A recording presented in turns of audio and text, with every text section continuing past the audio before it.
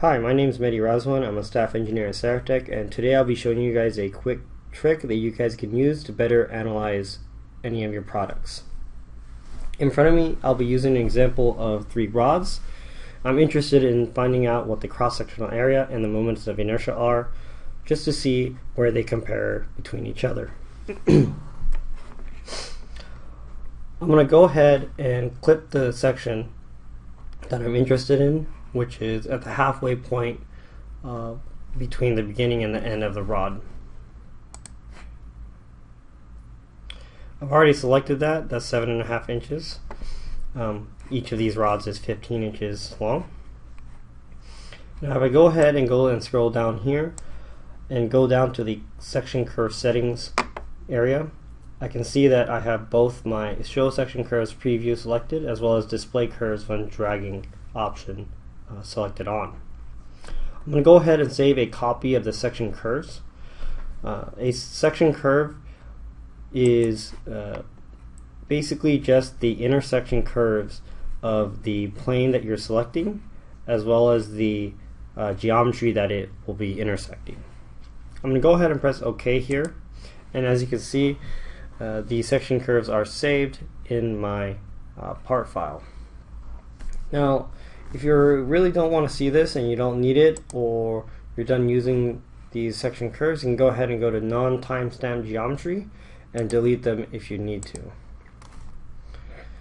We still need them, so I'm going to be leaving them on. If you really also need to unclip the section, that's no problem as well. These section curves will be saved where you generated them.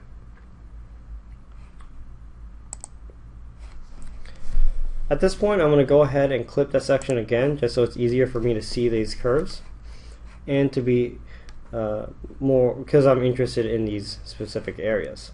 I'm going to go here to Menu, Analysis, and Section Inertia, which will then allow me to see the cross-sectional area as well as the moments of inertia.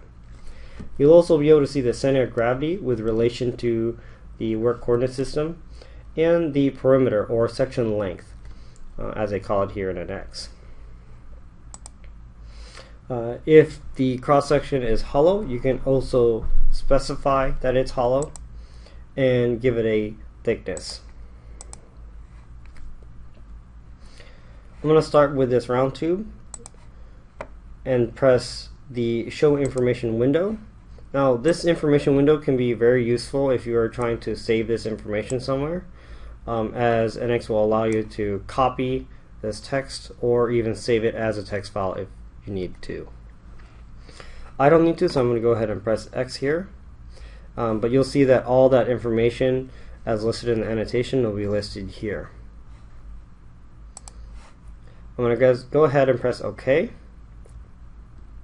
Oh, one more thing I forgot to mention as well is that the principal axis and equivalent rectangular section will be shown if you decide to have that output selected, which we'll see here shortly. I'm going to go ahead and press OK, and you can see that a PMI note was generated.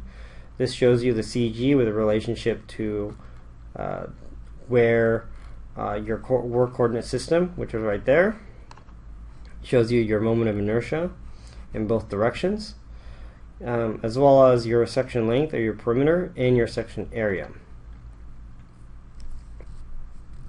Now one thing to keep in mind too is that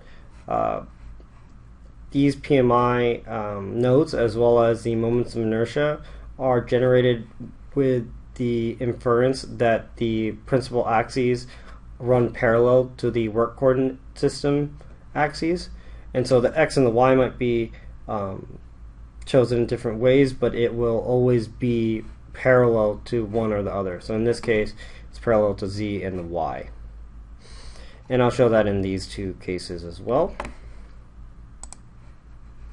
Oh, my mistake. Go ahead and press Menu, Analysis, and Section Inertia.